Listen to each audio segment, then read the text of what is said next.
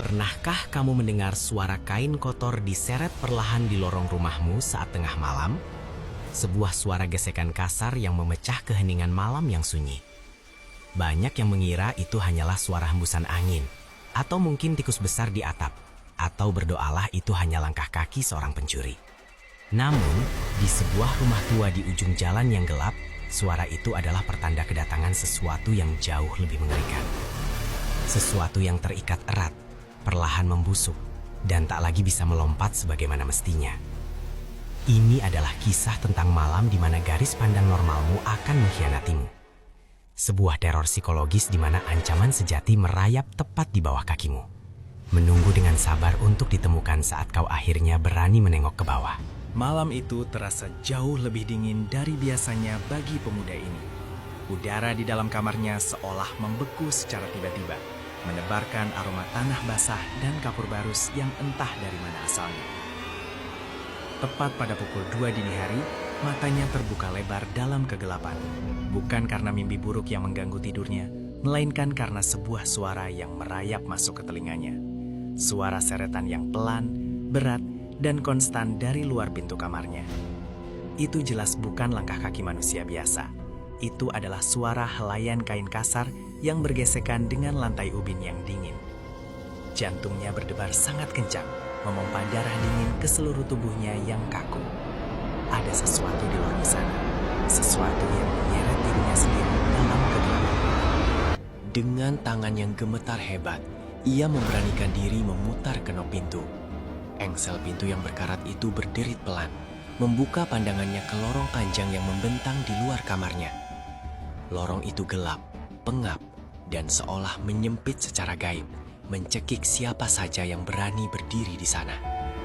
Ia menatap lurus ke depan, menyusuri kegelapan pekat dengan matanya yang awas. Kosong, tidak ada siapa-siapa yang berdiri tegak di sana.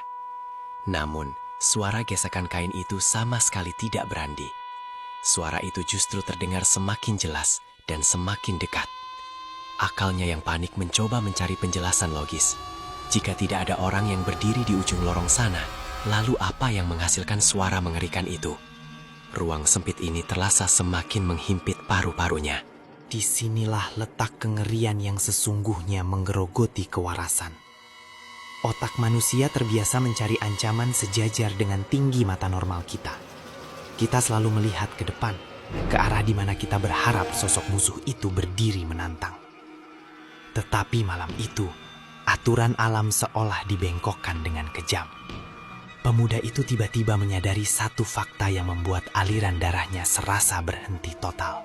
Suara seretan kain itu tidak bergema di udara, melainkan bergetar secara fisik langsung melalui telapak kakinya yang telanjang.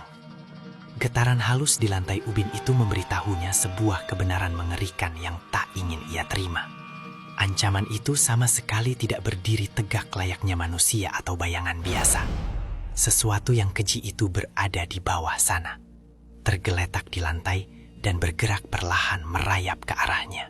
Perlahan namun pasti, seakan lehernya dipaksa oleh tangan dingin yang tak terlihat, ia menundukkan pandangannya ke arah lantai. Di sana, merayap keluar dari sudut kegelapan lorong yang paling pekat, seonggok benda putih kusam yang sangat kotor perlahan menampakkan diri. Itu adalah kain kafan. Sebuah balutan kain yang telah lama terkubur di bawah tanah. Kini dipenuhi debu tebal, noda tanah liat kemerahan, dan cairan gelap yang telah mengering. Sosok itu tidak melompat seperti legenda yang selama ini sering kita dengar dari mulut ke mulut. Ikatan di kakinya mungkin terlalu kuat, atau tubuh di dalamnya telah membusuk hancur. Ia merayap, menyeret tubuh bagian bawahnya yang kaku bagaikan sepotong kayu mati. Setiap inci pergerakannya di atas ubin adalah siksaan psikologis yang tak tertahankan. Lorong rumah yang sempit itu tiba-tiba berubah terasa seperti dinding peti mati yang tertutup rapat. Klaustrofobia menyerangnya dengan ombak yang sangat hebat. Tidak ada lagi ruang untuk berlari atau bersembunyi. Pemuda itu terhuyung mundur dengan panik, hingga punggungnya menabrak keras dinding lorong yang dingin dan lembab.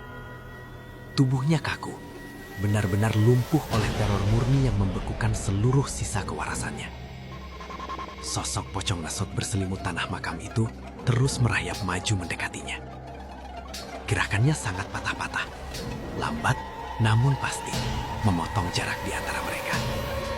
Bau anyir darah dan daging busuk menguar tajam memenuhi ruangan sempit itu, menyumbat tenggorokannya. Jarak mereka kini hanya terpaut beberapa jengkal saja. Pemuda itu hanya bisa membisu, menahan napas dalam teror. Tetapi harapan untuk selamat hanyalah sebuah ilusi kosong bagi mereka yang telah ditandai oleh kematian. Tepat di ujung jari kakinya yang gemetar, suara seretan kain kotor itu tiba-tiba berhenti. Keheningan mutlak tiba-tiba menyergap lorong itu. Sebuah keheningan yang justru lebih memekakkan telinga daripada suara teriakan apapun. Selama beberapa detik yang terasa seperti siksaan keabadian, tidak ada satupun gerakan. Lalu, dengan sangat perlahan, bagian atas dari gulungan kain kafan kotor itu mulai mendongak. Ikatan usang yang menahan kain di wajahnya terbuka sedikit, menyingkap kegelapan abadi di baliknya. Dari balik bayangan kafan berdebu itu, tersembunyi kekosongan yang menatap langsung ke dasar jiwa sang pemuda yang malang. Ia tidak bisa berteriak. Suaranya telah mati ditelan kengerian absolut yang berdiam di ujung kakinya. Malam itu meninggalkan sebuah peringatan kelam yang tak akan pernah bisa terhapus dari ingatan siapapun. Terkadang, ketakutan terbesar umat manusia bukanlah hantu yang berdiri menjulang tinggi menembus atap atau bayangan cepat yang melintas di depan mata kita. Teror yang sesungguhnya merasuk adalah ketika akal sehatmu menolak keras untuk mempercayai dari arah mana bahaya itu datang. Jadi, dengarkan peringatan ini baik-baik. Jika suatu malam kau terbangun oleh suara seretan kain dari lorong rumahmu yang sepi dan gelap, ingatlah kisah mengerikan ini. Tahan napasmu, teruslah menatap lurus ke depan sejajar dengan matamu, dan demi keselamatan jiwamu sendiri, jangan pernah, sekalipun, kau mencoba menengok ke bawah. Karena mungkin saja ia sedang diam merayap tepat di bawah kakimu.